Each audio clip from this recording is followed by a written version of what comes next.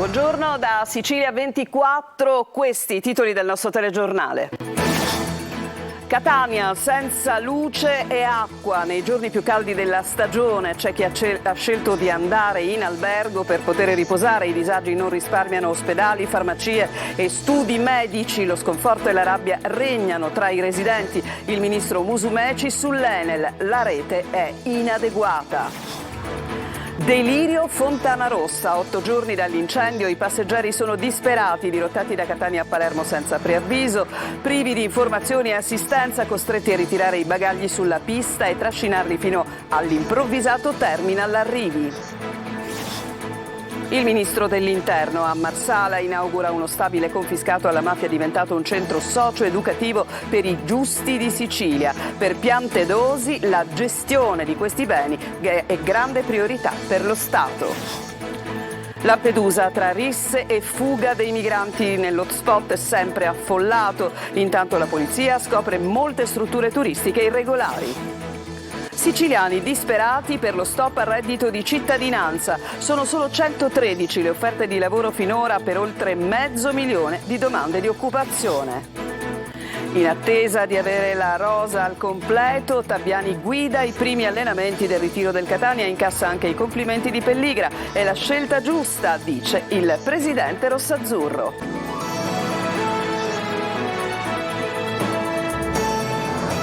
Ben trovati dal nostro telegiornale che apriamo con una situazione di grande emergenza che coinvolge la città di Catania, senza luce, senza acqua da giorni, interi quartieri sono al buio proprio nei giorni più difficili dell'emergenza caldo. C'è chi ha anche scelto di andare in albergo per poter dormire, i disagi non risparmiano nemmeno gli ospedali, ma sentiamo Lorena Dolci. Sì, è mancata l'acqua, una giornata intera giovedì scorso e questa mattina al nostro risveglio ancora eravamo sprovviste. Ogni giorno. E stiamo pizzando magari cose in dei congelatori. Da Cibali a Librino, da San Cristoforo a Lungomare il coro è unanime. Mezza Catania è senza luce né acqua, proprio nei giorni più difficili di un'emergenza senza precedenti. C'è chi senza corrente e con punte di 40 gradi ha scelto di andare in albergo. Chiaramente ventilatore spenti, acqua pochissima. Abbiamo cercato di dormire in terrazza, ma insomma si può fare una volta, la seconda volta è impossibile. E quindi io mi sto appoggiando in albergo e mio figlio ha trovato degli amici per rimanere là. Quindi nel frigorifero tutto quello che hai lo puoi buttare? Sì, già ho iniziato a buttare e stasera c'è l'organico, quindi ora qua c'è tutta, vedi, guarda che c'è qua. Che poi ce l'avessero detto prima, magari alcune cose noi non le compravamo. Nello stesso palazzo di via Martoglio, una traversa di via Plebiscito, anche uno studio dentistico è rimasto al buio. Siamo qua bloccati con enorme disagio da parte nostra e per i nostri pazienti, soprattutto quelli che avevano urgenza di venire anche perché fra poco vanno in vacanza. Professionisti e commercianti, tutta la filiera produttiva paga a caro prezzo i disagi di questi giorni. Ecco lo sfogo del titolare di uno dei più rinomati bar di Catania. Ma voi come state lavorando adesso? Stiamo lavorando, no, signora, le dico la verità, stiamo lavorando con le autobotti, ma è una situazione che è insostenibile. Sta vedendo i frigoriferi che funzionano con un ricircolo d'acqua, ci vogliono almeno 10.000 litri di acqua l'ora. Questa è la situazione che siamo costretti tra un po' a chiudere un'altra volta. L'emergenza caldo e blackout a macchia di leopardo non risparmiano neanche gli ospedali. Dal Garibaldi al Policlinico al Cannizzaro i nostri telespettatori segnalano reparti bollenti, privi di aria condizionata. E a Catania è giunto il ministro per la protezione civile Nello Musumeci che ha convocato un vertice in prefettura proprio per affrontare il tema dell'emergenza blackout, al tavolo anche Enel. Luca Ciliberti. L'ultima domanda, i cittadini del PNRR gli interessa poco, guardi, vogliono sapere quando torna la normalità. Scusate. Quello che vedete andare via allargando le braccia è uno dei due tecnici dell'Enel invitati al vertice in prefettura sull'emergenza blackout a Catania. Le previsioni diciamo sono ancora per domani negative, ma appunto stiamo lavorando, avendo rinforzato la nostra squadra, contiamo di normalizzare la situazione al più presto. Nelle voci della bolletta elettrica si chiama costo di trasporto, gli utenti lo troveranno contabilizzato anche nella prossima. Eppure la rete elettrica a Catania è inadeguata perché si scioglie al sole. Così il ministro Musumeci vuole vederci chiaro, ma le risposte lo lasciano francamente basito. Fintanto che la temperatura supera i 40 gradi, gli operai dell'Enel non risolvono il problema. È inutile girarci attorno e fare filosofia. Interi quartieri al buio a Catania e nell'Interland. Stiamo pagando da un lato cambiamento climatico al quale già da qualche anno avremmo dovuto guardare con più attenzione, dall'altro lato una infrastruttura che non appare assolutamente adeguata al nuovo contesto. I sindaci faticano a dare risposte ai cittadini. È un'emergenza a macchia di leopardo che coinvolge tutti i comuni della provincia di Catania. Quali sono le soluzioni, al di là diciamo, del prendere atto? Sono quelli di utilizzare le power station in questo momento, che sembra l'unica soluzione gestibile nel momento emergenziale. Dalla riunione ancora non sono emersi tempistiche certe di risoluzione di quelle che sono le tematiche appunto in via generale, per cui visto il gran caldo che si teme nei prossimi 2 giorni c'è anche il rischio di subire ulteriori stacchi. La protezione civile prova a portare gruppi elettrogeni nelle zone più disagiate. L'Enel ha messo in campo oltre 500 tecnici che provano a riparare i danni, ma il ritorno alla normalità sembra davvero ancora distante. Adesso andiamo a un'altra emergenza che riguarda la città di Catania, andiamo a Fontanarossa, dove a 8 giorni dall'incendio che ha appunto distrutto il Terminal A, la situazione è praticamente ancora una situazione di grandissimo caos. È andato per noi Tonino De Mana. Arrivano così, sotto il sole a picco, con temperature che sfiorano i 50 gradi, trascinando i loro bagagli presi direttamente sotto la stiva dell'aereo, sulla pista. Quasi un fai da te per uscire dall'inferno originato da un incendio, le cui cause sono ancora in fase di accertamento, che 8 giorni fa ha mandato in tilt l'aeroporto Fontanarossa di Catania e come effetto domino anche gli scali di Palermo, Trapani e Comiso. Il caos è servito tra partenze improvvisate, voli cancellati o spostati all'ultimo momento, beffando anche questa coppia di ragazzi originari di Nissoria che per motivi di lavoro doveva tornare in Inghilterra. Prima il volo cancellato, poi dirottato in extremis da Catania a Palermo, risultato aereo perso e tanta rabbia. Siamo venuti a Catania perché il volo partiva da Catania e ci hanno fatto sapere che in realtà il volo è stato dirottato a Palermo. Non possiamo ritornare a casa, dobbiamo andare a lavorare. Il caos è servito in partenza ed in arrivo, dove sembra beffardo anche questo murales. I bagagli erano messi buttati a terra. Benvenuti dove? Nel paese dell'abbandono. Spiazzati anche gli operatori che si occupano del trasporto dei passeggeri, gli NCC, che in pratica non sanno neanche dove aspettarli. Io spero che sia il posto giusto, perché ovviamente è da 10 minuti che giro. Riusciamo ad entrare in aeroporto mentre un operatore chiama a gran voce i passeggeri diretti a Roma Fiumicino. È vergognoso, c'è una fila di centinaia di metri e non c'è un responsabile, non c'è un coordinatore, non c'è uno steward che dia un'informazione. Nel 2023 si devono dimettere queste persone, sono assolutamente inadeguate e incompetenti. Ho visto mamme con neonati, ho visto anziani in difficoltà, in coda, privi di assistenza. Qualcuno si sente male, il caldo gioca brutti scherzi e in questo stanzino adibito ad infermeria non si ferma l'attività dei soccorritori. La gente è un pochettino sottoposta a stress sia psicofisico che anche proprio dal caldo che non tende a mollare ancora la presa. E la pazza estate di Catania è soltanto all'inizio. Ed è ancora in fiamme la zona di Monreale vicino a Palermo, i roghi minacciano le abitazioni. Da ieri sera alcuni residenti della zona più a nord hanno abbandonato le proprie case per mettersi al sicuro. Al lavoro ci sono 4 squadre dei vigili del fuoco, la forestale e i mezzi aerei. Le fiamme hanno raggiunto anche zone particolarmente impervie e difficilmente raggiungibili via terra. In queste ore di caldo record, fiamme anche a Baida, Partinico e San Giuseppe Iato, sempre nel Palermitano, dove per la giornata di oggi l'allerta incendi della Protezione Civile è rossa, bollino rosso anche per le province di Enna e Trapani, mentre è arancione per le altre province. Andiamo a Marsala, un immobile confiscato alla mafia diventa un centro per i giusti di Sicilia. Il ministro Piantedosi ha dichiarato che bisogna impedire che gli altri beni sottratti al clan finiscano appunto abbandonati. Sentiamo Laura Spanò. Una giornata dal grandissimo valore simbolico, quella di oggi, dedicata al tema dei beni confiscati alla criminalità organizzata. Presente il ministro dell'Interno Matteo Piantedosi. Prima tappa Marsala per la cerimonia di intitolazione alla memoria del prefetto Fulvio Sodano di un bene confiscato in Piazza della Vittoria, destinato dal Comune a ospitare il centro socio-educativo I Giusti di Sicilia. Di grande priorità per il valore simbolico ma anche per il valore sostanziale. Come abbiamo detto, ci sono stati dei punti di impegno molto forti del governo per rilanciare, rinnovare la capacità dell'Agenzia per la gestione dei beni sequestrati e confiscati alla mafia.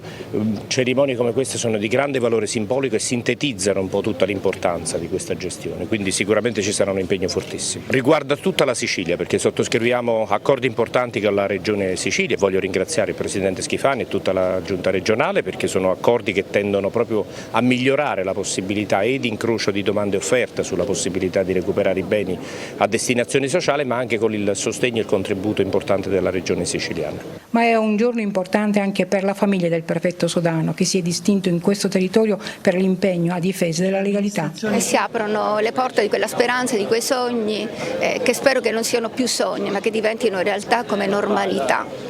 Presente alla cerimonia anche il vescovo della diocesi di Mazara, Angelo Giurdanella. Benvengono queste giornate dove si mettono in evidenza uomini che si sono spesi per il bene comune, per la giustizia e per la legalità, come il prefetto a cui oggi viene dato questo alto riconoscimento. E il consigliere comunale di Mazara del Vallo, Giorgio Randazzo, ha i domiciliari con l'accusa di ricettazione per avere cercato di vendere al fotografo Fabrizio Corona e al giornalista Moreno Pisto documenti riservati sulla cattura di Matteo Messina Denaro. Si è avvalso della facoltà di non rispondere davanti al GIP. Il consigliere avrebbe proposto l'affare a Corona, che è indagato per ricettazione, promettendo gli scoop clamorosi in cambio di 50.000 euro, e si è avvalso, arriva questa notizia appunto di aggiornamento della facoltà di non rispondere nel corso appunto dell'interrogatorio davanti al GIP, anche Luigi Pirollo, il carabiniere che si trova ai domiciliari per accesso abusivo al sistema informatico e violazione del segreto d'ufficio. Si tratta, lo ricordiamo, dell'ennesimo capitolo della vicenda legata alle indagini mai completamente chiarite sulla latitanza del boss Matteo Messina Denaro, che ricordiamo è durata ben 30 anni. Il boss è stato arrestato il 16 gennaio scorso. E adesso cambiamo argomento, cambiamo pagina, ma ci occupiamo comunque della situazione di Lampedusa, dove sale alta la tensione dopo gli ultimi fatti di cronaca tra risse e fughe di giovani migranti dall'hotspot. I feriti sono stati curati dai sanitari della Croce Rossa, mentre sull'isola la questura di Agrigento ha scoperto diverse strutture ricettive turistiche completamente irregolari. Sentiamo Davide Sardo. Weekend di risse, fughe dall'hotspot, sbarchi e controlli del territorio da parte delle forze dell'ordine. Lampedusa non si fa mancare nulla in questi giorni. Nel centro d'accoglienza si è scatenata una rissa tra minorenni tunisini e sudanesi. Sono stati almeno un centinaio i migranti coinvolti. A recuperare l'ordine sono stati i poliziotti in servizio nella struttura. I feriti, non gravi, sarebbero una quindicina. In tanti hanno subito ferite e contusioni alla testa a causa di una fitta sassaiola. Sono stati curati dai sanitari della Croce Rossa italiana. La Croce Rossa sta continuando a garantire sia i servizi sanitari che alla persona, che tutte quelle attività e attenzioni che stiamo prestando a tutte le persone in arrivo. Intanto i residenti e i turisti invocano maggiore sicurezza alle forze dell'ordine. I controlli sull'isola ci sono e sono stati intensificati da quando Emanuele Ricifari è a capo della questura di Agrigento. L'ultimo monitoraggio riguarda le strutture turistiche e ricettive a Lampedusa ed il risultato è allarmante.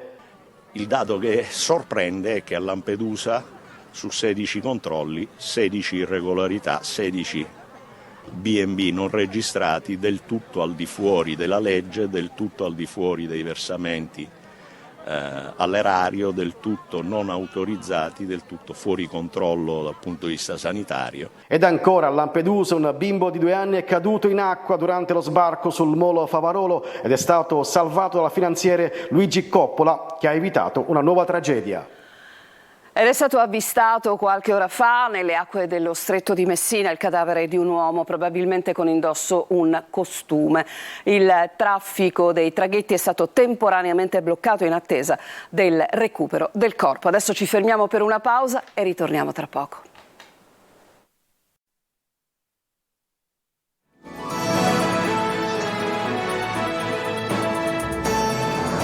Seconda parte del nostro telegiornale, ultimi giorni di reddito di cittadinanza per i tanti percettori. Ad agosto una parte dei beneficiari del sussidio infatti saranno esclusi dopo le modifiche del governo Meloni sulla misura di assistenza. Abbiamo incontrato alcuni di loro a Palermo. Marco Gullà. Io ho 49 anni, da luglio in poi non so quello che dovrò fare. Ad agosto sicuramente avrò problemi con il mio padrone di casa, non so se mi butterà in mezzo alla strada, non so quello che farò ad agosto, vado a dormire in mezzo alla strada. Lui è Antonio, palermitano, come tanti altri percettori del reddito di cittadinanza, essendo un occupabile, da agosto non percepirà più il sussidio. Secondo una stima dell'ufficio parlamentare di bilancio, gli esclusi sarebbero il 22,9% delle persone che oggi risultano beneficiarie della misura. Si parla di oltre 500.000 cittadini che da luglio o dai mesi successivi non riceveranno più l'assegno sulla carta dedicata. Da settembre mi daranno un assegno inclusione di 350 euro. Io pagando di 400 euro di affitto al mese, che devo fare? Mangio o mi pago l'affitto? Chi non riuscirà a pagare neanche la casa, logicamente con tale miseria, è normale che dovrà andare a vivere in mezzo alla strada. Cioè chi ha una macchina andrà a vivere in una macchina e io che la macchina non ce l'ho. In Sicilia ci sono 500.000 percettori di reddito di cittadinanza. Quante offerte di lavoro invece ci sono? E ci sono soltanto 113 offerte di lavoro per oltre 500.000 siciliani che percepiscono il reddito di cittadinanza. Considerate che di questi 160.000 già a partire da luglio perderanno il diritto del reddito di cittadinanza, ad agosto intanto non avranno completamente nulla e da settembre percepiranno soltanto 350 euro al mese. Percettori preoccupati e con tanti dubbi. Diciamocela tutta, si ritornerà al lavoro nero sfruttati molto di più rispetto a prima, perché naturalmente, come si dice in siciliano, si prende la forchetta, si andrà a infilzare molto di più rispetto a quello che era prima. Noi vogliamo il lavoro, dopo il lavoro ci sarà la sospensione del reddito, ma fino ad allora assolutamente non è giusto lasciarci così, proprio in balia della fame. Questo governo ha deciso di che morte dobbiamo morire, di fame. Andiamo a Messina, dove caccia agli incivili che abbandonano i rifiuti sui colli Serrizzo. Pronte le telecamere per stanarli, ma intanto la polizia municipale ne ha individuato uno in particolare in modo alquanto singolare. Tra i rifiuti c'era il quaderno scolastico del figlio. Francesco Triolo. A Messina in lotta agli incivili e alle discariche abusive. L'attenzione degli uomini della Polizia Municipale si è concentrata nei giorni scorsi sui colli Sarrizzo, dove i messinesi si recano per trovare un minimo di refrigerio. Dopo le discariche abusive individuate alle 4 strade per le quali sono scattate multe e denunce penali trattandosi di rifiuti speciali, la Polizia Municipale ha trovato un cumulo di rifiuti a cui era stato dato fuoco provenienti all'abitazione di una famiglia residente in centro. A tradire i proprietari degli oggetti parzialmente bruciati è stato il rinvenimento di un quaderno scolastico del figlio sfuggito al fuoco, dove c'erano scritto il nome, il cognome, ma anche la classe frequentante e la scuola. Così i vigili urbani comandati dal commissario Giovanni Giardina si sono presentati a casa e hanno notificato al capofamiglia una multa da 600 euro. Scattata inoltre anche una denuncia penale a suo carico, con cui veniva contestato anche il fuoco innescato all'interno di un'area boschiva e in un periodo in cui è vietato accendere anche un solo fiammifero. Le indagini stanno cercando di appurare se la famiglia si sia liberata autonomamente dei rifiuti o se si sia affidata da qualcuno per liberarsi del contenuto di una cantina o di un ripostiglio. A prescindere però da chi ha avuto il compito, la responsabilità è sempre in capo alla famiglia. Non sono i primi rifiuti rinvenuti sui Colli Sarrizzo, trasformati da tempo in discarica abusiva a cielo aperto. Il 5% dei messinesi infatti non effettua la raccolta differenziata e lascia i rifiuti, anche quelli pericolosi, sulle montagne. Aumentati i controlli, arriveranno nelle prossime settimane anche delle telecamere in posti strategici che registreranno giorno e notte.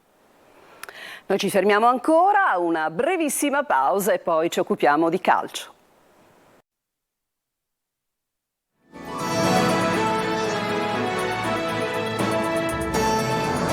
Il calcio in chiusura di telegiornale con il Catania che prosegue il suo lavoro a Zafferana sotto lo sguardo attento del nuovo allenatore e della dirigenza. Settimana importante per il mercato, mentre Pelligra parla del tecnico ma anche del futuro. Marco Carli.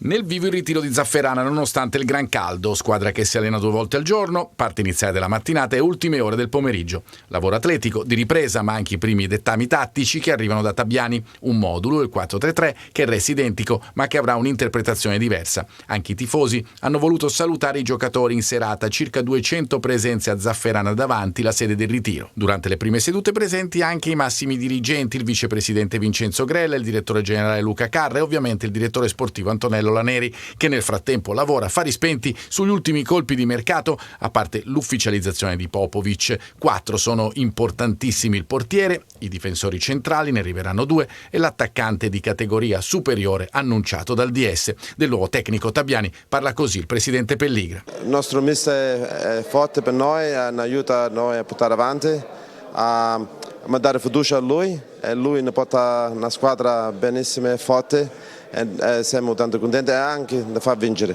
Pelligra, questa volta in inglese, ritorna anche sulla situazione stadio e centro sportivo.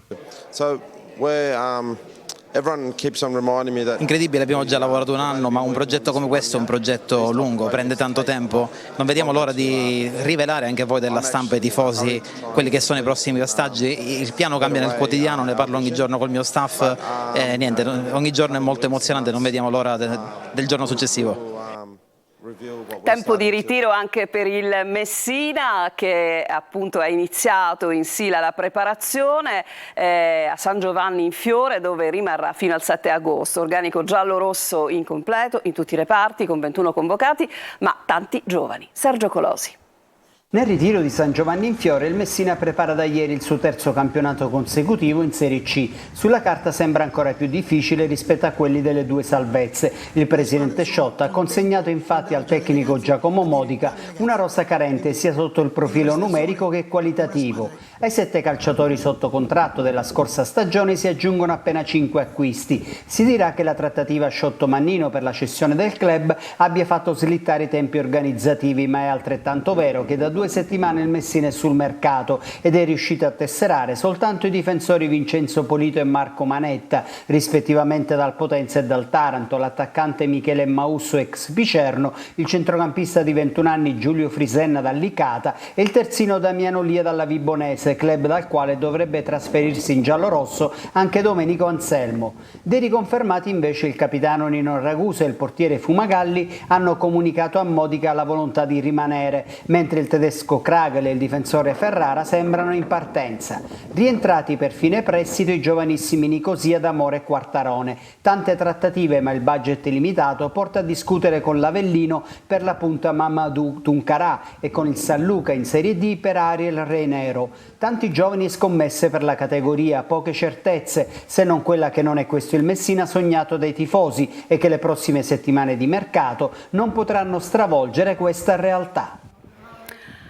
Obiettivo calciomercato delle siciliane, dunque di Palermo, Catania e Messina, nella puntata di oggi del nostro approfondimento di Sicilia 24 Focus, come tutti i lunedì dedicato appunto al calcio, in studio con Angelo Gagliano. Dunque vi lascio proprio al collega tra pochissimo, vi ringrazio per l'attenzione e vi ricordo che il telegiornale tornerà su Telecolor nell'edizione delle ore 19. A tutti una buona giornata.